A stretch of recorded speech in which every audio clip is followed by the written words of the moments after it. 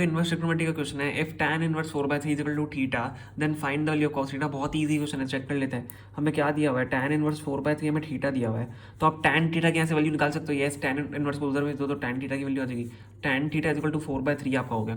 अब देखो हम इसमें क्या कर सकते हैं, हम या तो इसमें दो तरीके हैं, या तो आप cos थीटा की वैल्यू 1/sec थीटा से निकालो। आपकी cos थीटा क्या होता है, 1/sec थीटा होता है, और sec थीटा को फिर आप tan में चेंज कर लो। ठीक है, हम देखो मैं इजी तरीके से करता हूँ। इजी तरीका आपके पास क्या है, आप पाइथागोरस यूज़ कर लो। ठीक है, पाइथागोरस आप यूज़ चलो इजी तरीका मैं बता रहा हूँ, लेकिन मैं आपको उस हार्ड वाले तरीके से कराऊंगा, क्योंकि आप एग्जाम में आपको वही करना पड़ेगा। एग्जाम में आपको वही क्यों करना पड़ेगा, क्योंकि उससे आपको मार्क्स मिलेंगे। ये थोड़ा सा इजी तरीका है, ये शॉर्ट हो जाएगा थोड़ा।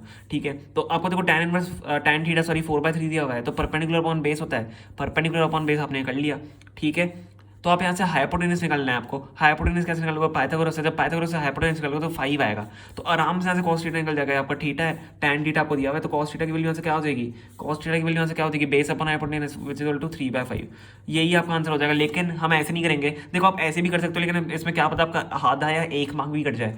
हम इसको दूसरे तरीके से करेंगे। देखो cos थीटा आप ऐसे भी कर सकते हो, नो डाउट है, लेकिन उसमें मार्क्स कटने के चांसेस हैं।